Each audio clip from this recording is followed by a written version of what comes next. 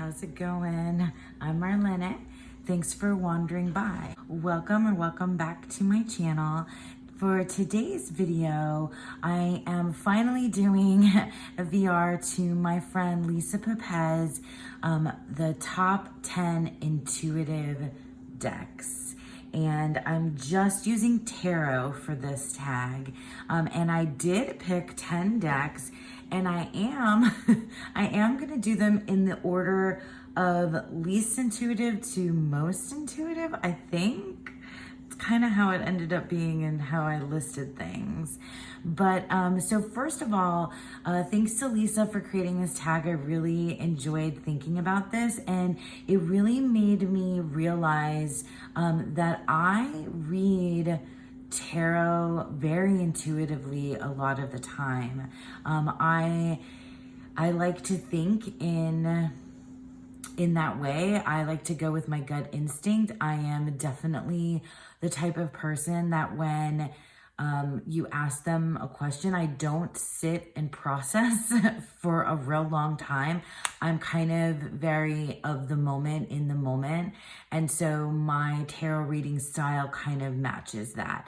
But I found that there are specific decks in my collection that kind of force me to move away from my learned, trained, whatever, understanding of the tarot card meanings, and really just use that inner knowing, like message from elsewhere, that gut instinct, that just, the imagery leads me to very specific places that might not even line up with any traditional meaning of the card, but really just kind of flow from somewhere deep inside. So that's, I guess, how I'm defining intuitive. It's just something that you do without thinking or processing too much, okay? So yeah, without further setup and ado, I'm going to just get straight into it. Okay, so starting from the bottom up, this would be my least intuitive deck. So number 10 on the list is the Shimmering Veil. And some of you might disagree with this as my choice of that you agree that it's an intuitive deck, but that it is on the bottom of my list because these are such abstract images, and it's, these are paintings. I'm not sure, what the medium is specifically, but for me, the Shimmering Veil, which is I absolutely adore this deck. It is one of my favorites. It's gorgeous. But honestly, even though these cards are abstract in a way, they also, for me, they're still closely tied to the Waite Smith imagery in a way that I don't have to just go straight from intuition like I do with some of my other more abstract decks. However, that being said, this though is an intuitive deck because of its abstract nature, because of the imagery, just how flowy it is. It certainly doesn't immediately, it makes me reach into like guttural places. That's what I'll say. This deck is stunning. But yeah, it's really intuitive for me in that I don't immediately think of the traditional, the traditional keywords for the Three of Wands.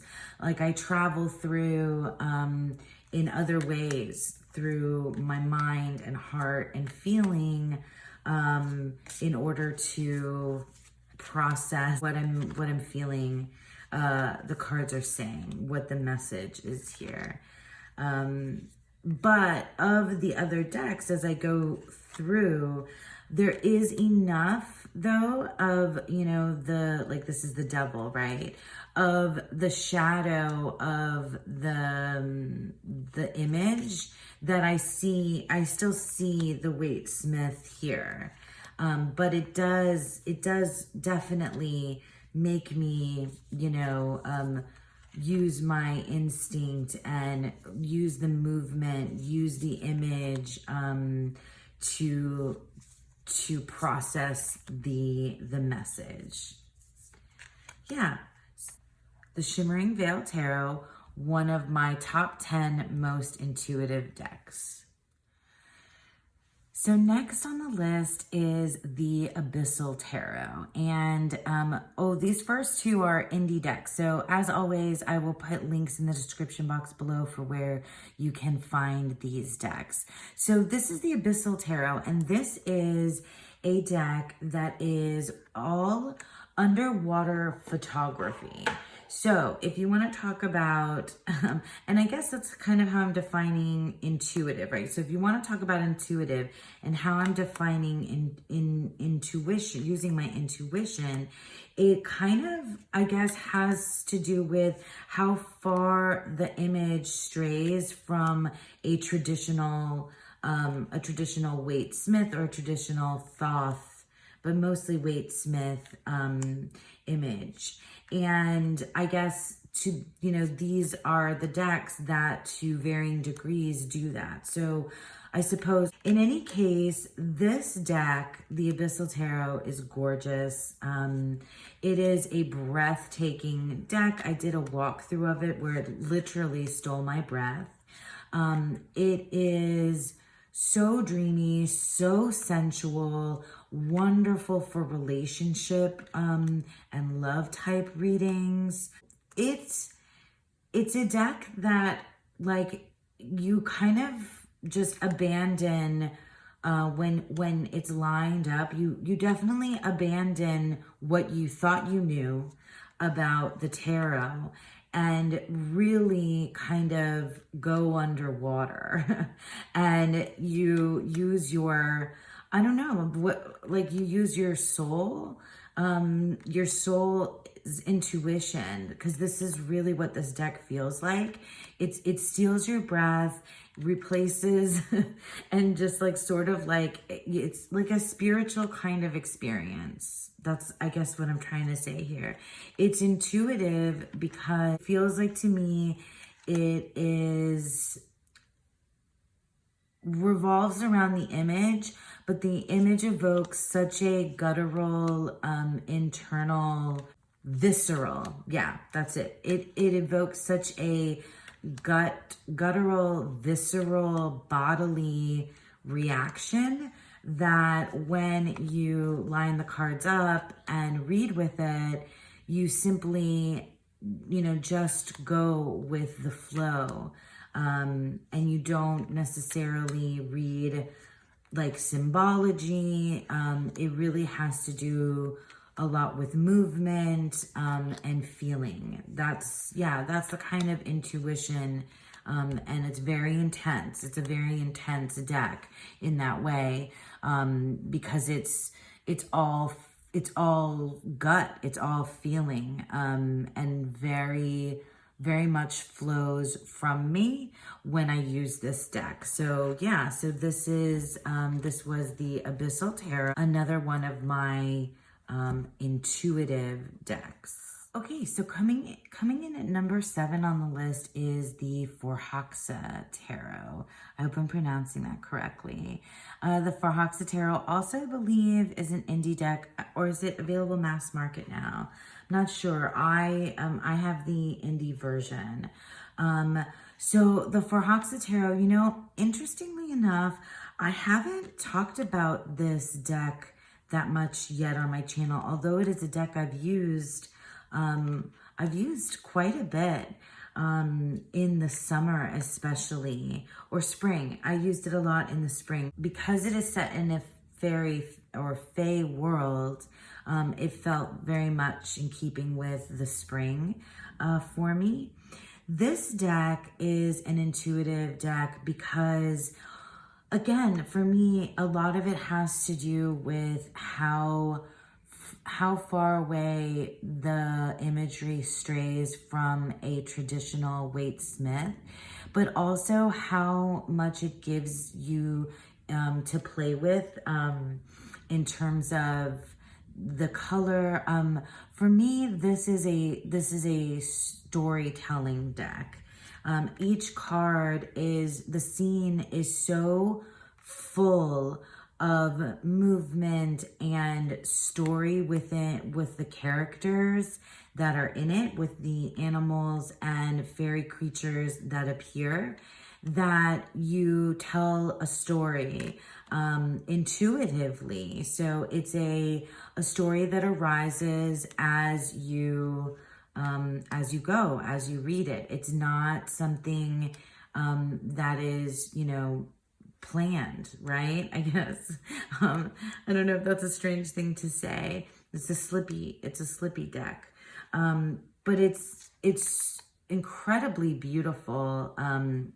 It's an incredibly beautiful deck. It is one of those, especially when you line up the cards together, there's a lot going on in the scene. So there's a lot of different places for you to pay attention to. The symbology is not, it's not prescriptive. So it's not traditional in the, you know, tarot sense, right? So it doesn't match necessarily Waite Smith. It goes outside of that. And so in turn, you go outside of that in terms of your reading. And while you may have your base, you know, as we all do, with how we understand the cards, this really pulls upon your intuitive senses, the way that you interpret things just from the moment that you see and feel them. I absolutely love this deck. This is making me want to pull it out and work with it some more now. I haven't used it in a little while, but it's stunning. The colors that move across the landscape of a reading also speak to intuition. There's a movement with all of the like earthy elements and flowers that these creatures, you know, live in. The animals have their own story to tell as well throughout. So yeah, it absolutely is an intuitive deck for me. It is something very different, I think, than a traditional tarot deck. It feels somewhere else. So yeah, so this was the Foraxa Tarot, one of my top 10 intuitive decks. All right, so we've arrived at number 6 on my list going up for my top 10 intuitive decks. And this is the Frau Grand Duchess Tarot, another indie deck. And so here begins my love affair now with collage deck. This is my first collage deck. And this is, I adore this deck so much. It is lovely with this mint green background and borders. It is collage style, like looks like it's from magazines and newspapers and photography from the 50s and 60s. Very Americana. It is a space and time, so it's transportive and intuitive in that it really feels like, for me, it's tapping into an intuition of the collective unconscious of memory.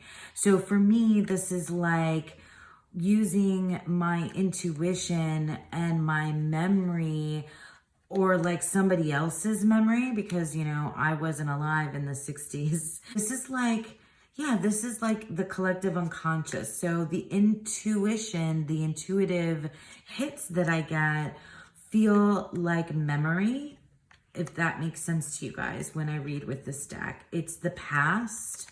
It is it is scenic, it is bizarre, and it does have a sense of humor too that I really enjoy.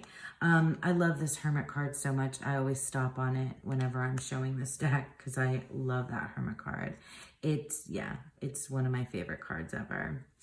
But yeah, this is one of those decks, and I feel like collage in general as an art form with in the tarot is very much that.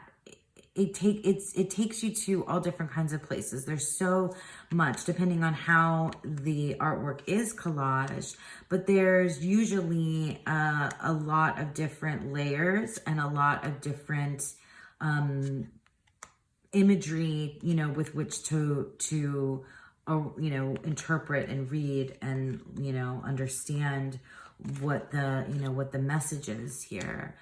Even when it's like solo image like that, it's so cool, but very intuitive for me. This does not follow a traditional tarot imagery. It pulls upon the, like I said, the intuition of the collective unconscious of the past. Really, that's how it feels for me. So great deck, very good to practice using your intuition with. So that is the Frau Grand Duchess Tarot, another one of my top 10 intuitive decks. So the next two decks, and in keeping with this collage style art, are so similar in the way that they function as intuitive decks for me that I had to put them side by side. So here we have the Serpent Fire Tarot, and over here we have the Muse Tarot. Serpent Fire is indie. I'm not sure if it's still in print, but I will definitely put the link below. And the Muse Tarot is a deck that's available mass market. So let's go ahead and just, you know, flip through these two kind of side by side so that we can see. They are both collage style decks, and they have this like modern look to them. Some of the cards in the Muse Tarot are landscape. So pardon me, but I'm not going to keep them landscape. They feel like in the sense that like the Frau Grand Duchess felt like a past collage. This feels like a future collage, or it's like cosmic. The Muse is a little bit more earthy, whereas the Serpent Fire is a little bit more cosmic.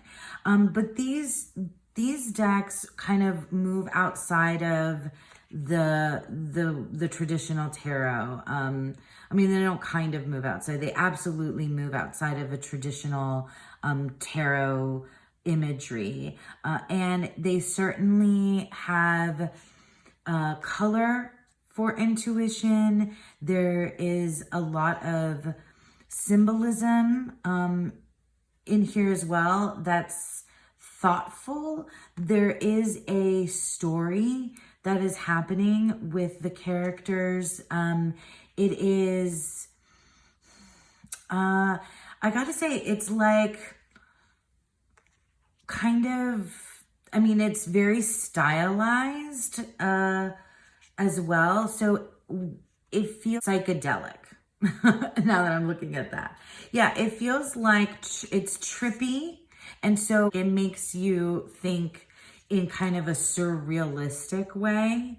And so you've got to use your intuition in order to understand what's happening here. It doesn't feel like, it doesn't automatically make sense. So you have to go with, you know, you have to go with like with your gut instinct of what you're seeing. And it's not necessarily always, you know, the first, you know, the keyword or the words that pop to mind aren't necessarily the ones that, you know, are in keeping with that traditional understanding of that card. It is, yeah, trippy. trippy to intuition. That's what it feels like. Both of these do that. And they're very similar. It's a very similar style. I love that full card. They're both very gorgeous, beautiful tarot decks. But for sure, it's, yeah, it's trippy, it's spinny, it's instinctual, but it's like cosmic and instinctual. Okay, so that was the Serpent Fire Tarot and the Muse Tarot, two more of my intuitive decks. So here we have number 4 on the list of my top 10 intuitive decks, counting from 10 up. And this is the Voyager Tarot. This is the mass market, readily available version. There is an older version that's out of print. So I think it's safe to say that, you know, collage decks in general feel like intuitive decks naturally for me. I mean, I think it's safe to say though that like you can read any tarot deck intuitively, but some I think specifically kind of push a person to use their intuition rather than relying on rote memorization. Now, this deck is like what we say with the granddaddy of all the collage decks. So I think it was the first most popular collage style tarot deck. Don't quote me on that, but I think that's like what I hear, right? That's what I've heard. This deck is also has keywords, and I almost didn't put it in here because of the keywords, because keywords, while I do love them, they tend to make you, you know, zero in on that and then not use your intuition. But you still can, and I do use keywords intuitively across reading. So it's not just about this one card with its one keyword here. Rather, it's, you know, the poem that arises when you have love, harvest, disappointment in a reading together. So your intuition moves you through your understanding of those keywords and builds something like a poem, right? It's a coming from, you know, within your inner knowing of what that means. So I thought that through, because I was like, are keywords really, like, do they limit us? I mean, some people think so. I do not. I'm in the camp of people that do not. And especially because these keywords on the Voyager Tarot move outside of the keywords that I know from like the Thoth. And yeah, so they step outside of that. The imagery is, I mean, you know, amazing. There's so much to dig into. I've used this deck a little bit. I'm not like super well versed in it. I definitely don't have the images memorized in any way. It's another crazy kind of trippy world to go into, but it's very different for me than the Muse and the Serpent Fire. Rather, it's different every single time. It's wild. That's the word. Yeah, this is a very wild collage deck. It doesn't feel, it feels of this world, but it feels like it's growing wildly.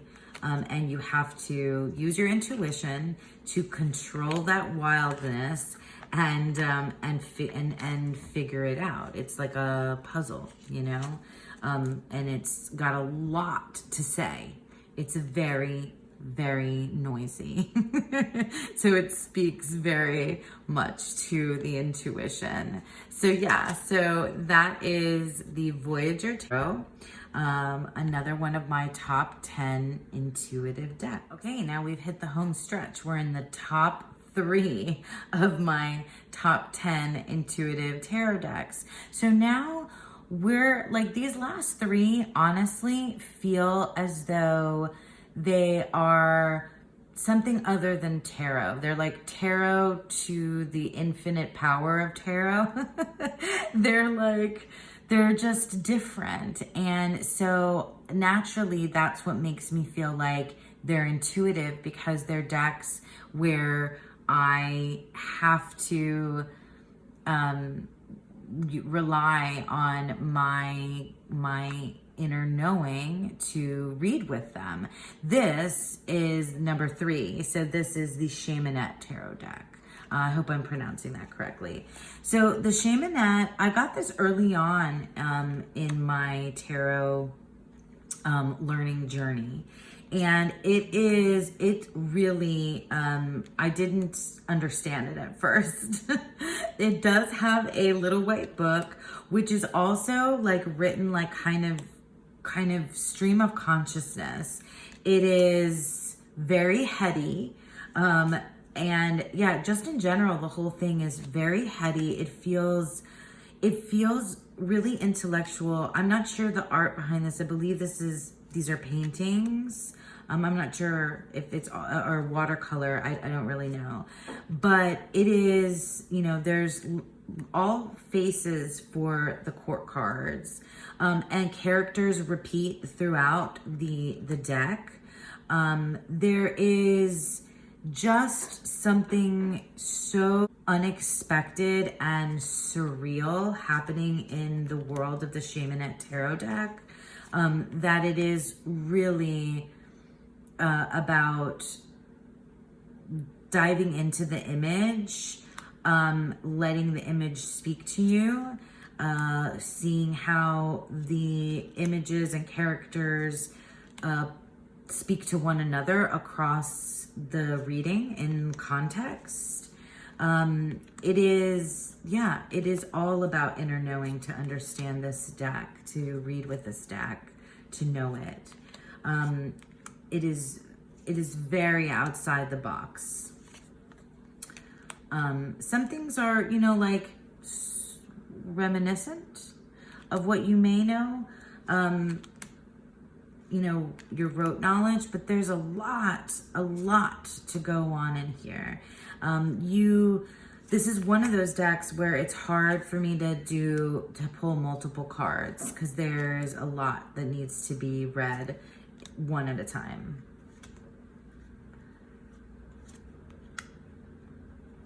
Yeah, the Shamanette tarot. I'm falling in here like looking at the cards, because there's like weird creatures. Again, like I said, when I got this, I'm like, whoa. And it really, really is about, you know, stepping outside of rote memory and calling upon your inner gut, right? Yeah, so the Shamanette tarot, a top 10 intuitive deck for sure. And here we have number 2 on my list of my top 10 intuitive decks. This guy goes way outside the realm of what you think you know about not just the tarot, but just about like anything in life, because this is the Surrealist tarot. This is a readily available mass market deck and I know I have shown this deck before on my channel. I am like I always say, I am not an art expert, art historian, but Surrealist art is definitely a kind of artwork that I'm drawn to. I'm a fan of Salvador Dali's work. I love the illusion, the disillusion, the everything in Surrealist art that just, I mean, if you want to talk about trippy, then here we are again. except these are paintings, I believe paintings, and not digital or hand cut collage like the other decks that I showed you that I said were trippy. This is, you know, so far outside of a typical tarot image that there is nothing to do here but use your inner knowing to interpret. Like, look at this layers of Queen of Swords with the image face forward, these mirrors. Are they mirrors? Are they portals? What is this, the same woman? Is this you? Is this me? Like, it is wonderfully amazing to go in here, to go into these. Each of these canvases is its own multi-dimensional, you know, multiverse. And it is, yeah, it is not an easy reader. It doesn't just, you know, it doesn't just like wham bam messages. It's a unfolding. And when I've read with this, I've read with it with other decks. I've used it in deck families, and I often just use one or two from here. It almost isn't a tarot anymore. It almost is just, well, I mean, all tarot is oracle, but it almost is something else. Something even like that has evolved from, it's an evolution of tarot, but it is there. It is the tarot too. Am I making sense, God? Sometimes I feel like I say things that are so contradictory, one after the other, and I'm like, do they get me? You guys get me? So yeah, the Surrealist Tarot, absolutely intuitive. That was number 2, the Surrealist Tarot on my top 10 intuitive decks. Here we are. We've arrived at number 1, and those of you may already recognize this deck from the backs. This is my number 1. I'd love to put this as number 1 on so many different categories, and so many different lists, because this is one of my favorite decks, and like such a go-to. I love it so much. This is the Margaret Peterson Tarot. I love this deck so much that I have it in the wine-colored borders as well as in the gray. So when we talked about the Shimmering Veil Tarot down at the bottom, number 10, we said that there was abstract artwork. But the reason why this is so much more intuitive is because this artwork, these abstract pieces of art, are so far removed from what we know of the tarot that it's not even like, it's just completely gone. It's just completely somewhere else. It is all about being immersed in the color. It's being immersed in the abstraction. This deck is 100% about the color story, the feeling. Even this is a little, takes you a little there. But the minors especially move in really abstract, you know, directions. But yeah, like, I love this deck. I love diving into this deck. I love, you know, just spending time with it. For some people, you know, this is just not for them. It's not how they read the tarot or want to read the tarot, and that's totally cool. For me, this is all about getting immersed in a kind of sensory experience with the artwork, and allowing it to pull upon my my inner knowing. I could just sit and look at Margaret Peterson all damn day because I absolutely love it.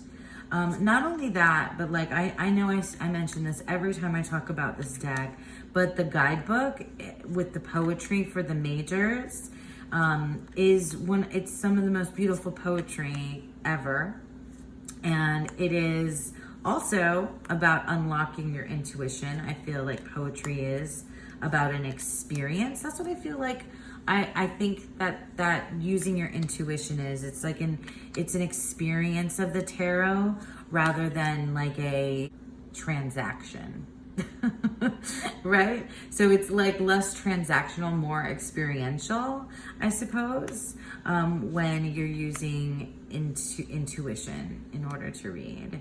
And you are, I don't know, reading with your eyes open rather than with your eyes closed, if that makes sense to you. So as for a person who lives in her head quite a bit, that's like how I am, because you can, say 8 of coins, and you can not look at this and know what the 8 of coins means in the tarot, but if instead you look at this and immerse yourself in this leaf and these colors and this foil kind of thing that's going on, then you're having the experience of this artwork and the tarot. And that for me really feels like what it means to use your intuition to read intuitively. And the Margaret Peterson is my favorite world tarot deck to do that. So yeah, that was my number 1 of my top 10 intuitive decks, the Margaret Peterson Tarot. That's it. That's my list of my top 10 intuitive tarot decks. I want to thank my friend Lisa for creating this tag. I had a blast doing this, and I really loved thinking more deeply about what intuition and intuitive readings are. And yeah, so I thank you for putting this out there. Thanks to all of you for sticking with me through this fun VR and tag, and I hope that you all have a beautiful, wonderful day.